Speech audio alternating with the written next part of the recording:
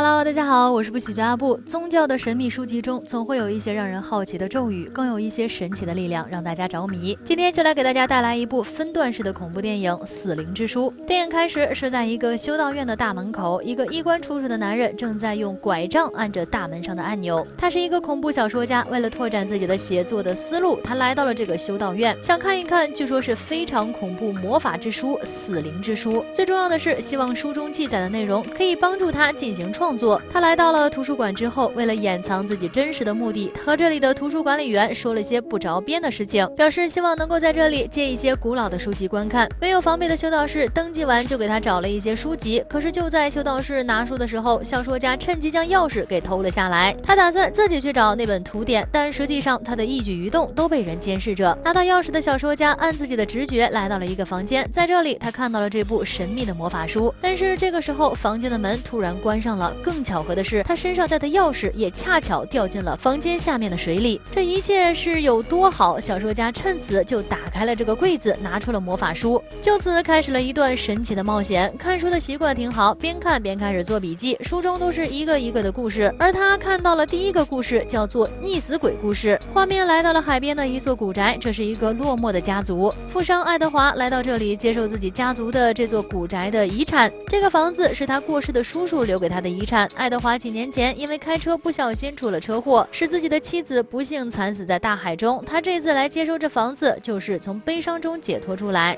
律师带他参观了房子，在阳台上，律师告诉爱德华，他的叔叔就是从这里跳下去的。在楼上的卧室里看不到一张他过世的婶婶的画像。律师说，听说他的婶婶死于海难，在惨案发生之后，爱德华的叔叔就发了疯，这也是他跳楼自杀的一个重要原因。律师还告诉爱德华，这个房子邪气很重，希望爱德华不要真的居住在这里。离开的时候，律师还给了爱德华一份他叔叔的亲笔信。律师走后，爱德华看着大海出神。这天夜里大雨倾盆，爱德华无法离开，只能在这座古宅中过上一晚。无聊之际，爱德华就看起了他叔叔的遗嘱。原来他的叔叔从海上航行回到自己的祖国的时候，一场海啸让船体四分五裂，只有他叔叔一个人活了下来，而他的孩子和老婆都不幸遇难。无法接受这一切的叔叔当着村民的面烧掉了圣经，他认为是上帝让他受到这些伤害。他赶走所有的亲属朋友，抱着自己亲人的尸体。突然一个水鬼一样的妖怪来到他家里，给了他一本书就离开了，而这本书就是那本令人敬畏的死灵之书。在书中他发现了一个可以让人起死回生的法术，他开始复活自己的妻子和儿子。在一阵电闪雷鸣之后，突然他的老婆孩子从床上坐了起来，他们真的复活了。但复活之后的妻子和儿子变得特别的怪异，受不了这一切的叔叔选择了结束自己的生命，把财产留给后人。虽然这一切都发生在这座古宅，而且非常的恐怖，但是被失去妻子的悲伤困住的爱德华还是翻箱倒柜的找到了死灵之书。然后他又将地毯拿开，在这里他看到了叔叔以前画的那个魔法阵，他开始念起了那段起死回生的咒语。晚上睡觉的时候，爱德华突然听见老婆的声音，而爱德华终于见到了他朝思暮想的人。悔恨和自责让他伤心不已，他的老婆这时也慢慢来到他身边，但实际上他看到的这个人只是一个长发怪兽。这个怪兽开始活动，原来怪物是一个变异的大章鱼。爱德华赶紧爬上了屋顶，用顶部的阳光将这个怪物给打落在了水中。在屋顶，爱德华看着朝阳下的大海，亡妻的心结似乎也被打开了。故事结束后，又来到了小说家这里，他继续看着另一个诡异故事。镜头来到了一个城市中，一个西装男正在和一个墨镜女对话。西装男士丹是一名报社记者，正在调查他关注的案件。在这个墨镜女居住的房子附近，居然发生了11起凶杀案。在进入墨镜女的房间后，丹感觉到异常的寒冷，但他还是对墨镜女单刀直入，要求墨镜女对这些案件做出解释，否则他就带警察来这里。原来22年前，墨镜女的妈妈艾米独自一人来到了这座城市，她在这个房子中向房东莲娜女士租下了这个房间，但这座房子里还住着一个神秘的房客，叫麦医生。莲娜还反复警告艾米不要轻易去3楼麦医生的房间。一天晚上，艾米正在洗澡，感觉到房间有人，她走了出来，看见房间里有个男人在猥亵地盯着她。原来这个留胡子的男人就是艾米的养父，他之所以单身来到波士顿，就是为了逃避养父的魔爪。一番搏斗之后，艾米趁机逃跑，她逃到了3楼，但继父很快追了上来。就在这个紧急的关头，麦医生从房间中走了出来，他打倒了艾米的继父，并将救下来的艾米带到了自己的房间中。这个房间极其的寒冷，麦医生说他的皮肤有毛病，需要这样寒冷的环境才能生活。包扎好伤口的艾米感谢了医生几句就离开了。晚上，艾米发现他的屋顶开始漏水，而这个水变成了血红色的液体。他觉得好奇，就慢慢的来到了3楼，看见了麦医生正在肢解他的养父的尸体。艾米看到此情此景，立马晕倒在地。第二天，艾米醒来之后，发现自己躺在床上，天花板也没有任何的血迹。她觉得自己可能做了一个噩梦而已。艾米在她租的房子对面的餐厅上班，老板却跟她说，她住的地方有一个房客的年龄估计有几百岁了。一天在上班的时候，艾米看见她养父的寻人启事，这时艾米就去麦医生那里去质问她的养父的行踪。生在一段感情的沟通之后，艾米的心肠立马软下来。可就在这个时候，麦医生晕倒过去，艾米赶紧将麦医生扶进他的房间。麦医生这个时候开始介绍了他的研究，原来麦医生的研究是通过这本死灵之书魔典来找到了长生不老的方法。只见麦医生将一支即将凋谢的玫瑰交给了艾米，将自己研制的药添加进了花瓣内，花朵立马变得鲜艳夺目。目前只要这种花不见阳光，将永不凋谢。在暧昧的情况之下，两个人发生了亲密的关系，但是他们没有注意到莲娜也看到了这一幕。深夜时，莲娜跟艾米说，如果你爱他，那你以后就要帮他杀人，否则艾米就要被杀。原来莲娜也爱上了麦医生，这段话把艾米彻底吓跑了。但1个月之后，艾米还是回到了那座房子，因为她怀了麦医生的孩子。刚到麦医生的房门，艾米就看见他们正在杀人，而这个受害者居然是自己打工餐馆的老板。艾米打算上前阻止，但他却不是莲娜的对手。莲娜一刀先砍死了餐馆老板，又告诉麦医生，艾米知道的太多了。就在莲娜正要准备干掉艾米的时候，麦医生赶紧过来阻拦，而不小心打破了试管，引起了大火。高温让麦医生的生命急剧的流失，艾米赶紧将麦医生扶进房间休息，但一切都已经太晚了。麦医生的生命无法挽回，他将事情的真相告诉了艾米。原来他是不停的靠抽取活人的骨髓来续命的。说完，麦医生化为一滩绿色的液体死去了，但他最后的眼中只有艾米。崩溃的莲娜开枪打中了艾米，并将他击倒在地。就在莲娜准备杀死他的时候，艾米说出了她怀了麦医生的骨肉的事情。画面切换到了现在，墨镜女说她就是当时的那个孩子。因为这个房子的温度非常的低，此时记者已经是裹着毛毯在听这个故事了，而这个故事太过于魔幻，记者丹根本就不相信他所说的一切。但就在这个时候，刚喝了热茶的记者突然感到一阵晕眩，倒在了地板上，而墨镜女此时也摘下了眼镜，原来她就是艾米，而那个怀着的孩子依旧在艾米的肚子里。她接手了麦医生长生不老的课题研究。镜头再次来到小说家这里，他继续看书，那本魔书慢慢的被顶了起来，而保险柜里面的符号也开始变化起来，如同咒语一般。第3个故事来到了一对警察这里，警察莎拉和保罗正在出警追踪一个逃犯屠夫，但是在追击的过程当中，他们还在讨论孩子的问题。原来莎拉意外怀了保罗的孩子，但她根本不想让这个小孩生下来。在追击逃犯的过程中，他们开的警车不小心撞到了逃犯的车辆，车被撞翻了，2个人都晕了过去。当莎拉再次醒来的时候，她只看到了罪犯穿着红色的胶鞋将自己的搭档保罗拉了出去。再次醒来后，莎拉赶紧爬出车外，用对讲机呼叫，但没有任何反应。救人心切的她还是一人拿着枪，正在寻找罪犯的踪影。沿着血迹寻找保罗，进入一栋大楼的时候，一个戴着眼镜的猥琐的大叔突然出现了。猥琐大叔说，你追的不是我，并声称他叫哈罗，是这里的房东。他还表示他愿意帮助莎拉去追捕犯罪屠夫，但是希望莎拉能够帮他向一个长期拖欠房租的人追讨自己的租金。莎拉跟着哈罗一起往前走，就在一个拐角处，一个老太太突然向他们开枪，幸亏莎拉躲闪及时。原来这个胖老太太是哈罗的老婆，他老婆是一个盲人胖姐，名叫黛西。莎拉跟着夫妻2人继续前行，在一个深邃的地洞里，他们看到了一个门。哈罗对莎拉说，屠夫就住在这个房间里面。来到房间后，哈罗询问了莎拉关于宗教的一些问题，问她是否相信天堂和地狱之类。哈罗此时更是告诉莎拉，其实这个房间的下面住的是外星人，而屠夫不过是外星人的助手而已。他们很早就来到了地球上，同时他们为了维持生命，需要屠夫这样的人替他们卖命，还说这群外星人就是传说中的魔鬼。莎拉对保罗所说的话根本不相信，她此刻心中关注的只有保罗的死活。就在他们休息的时候，猥琐大叔穿上了雨鞋，和屠夫的一模一样。莎拉看到这一切，正要准备开枪之时，突然黛西从侧面冲了出来，她将莎拉推进一个石洞，然后夫妻2人赶紧离开了。在洞穴中，莎拉发现里面全是人类的骨头残骸，惊慌失措的莎拉赶紧爬上了一个石棺，不停地向上帝祷告，最终还是鼓起勇气拿着枪继续开始寻找出口。突然他发现了保罗的身影，只是保罗不知道在为什么不停地抖动。再仔细一看，保罗只剩下了一具皮囊而已。莎拉此时已经被搞得精神崩溃，突然洞中又出现了很多类似蝙蝠的东西，不停地攻击莎拉。此时黛西和保罗再次出现，而且黛西口中伸出一个锯子一样的东西，伸向了莎拉的胳膊。步，突然来到了一个类似病房的地方。莎拉躺在床上，难道这是一场梦？在莎拉的旁边围绕着保罗和黛西夫妻，黛西一直在给莎拉说不要动到胎气，要好好保护孩子。话锋一转，原来黛西是把莎拉的孩子放在自己的体内，而黛西本来就是一个怪物。在莎拉的尖叫声中，这个故事结束了。镜头再次回到了修道院，小说家看累了，他想休息一下。突然修道士出现了，并说即将大祸临头，让小说家赶紧将书放回柜子。突然下面的水中的怪物抓住了小说家，修道士也从铁门外慢慢的挤了进来，而小说家拿起手中的武器开始反击抓他的怪物。刚把水中怪物赶走，修道士又进来攻击小说家。一番搏斗之后，这时柜子里突然出现一个怪物，把修道士给抓走了，一切再次恢复了平静。而小说家也带着这本魔典逃离了修道院。原来这个小说家就是撰写这本魔典的作者洛夫克拉夫特本人。故事到这里就结束了。三个故事基本上都是以悲剧收场。看完这部电影，我们心中不仅有一个疑问：是否世界上真的有不为人知的异域力量，长久以来控制着世界，掌握着我们的命运？好了，我是不喜扎布，我们下期再见。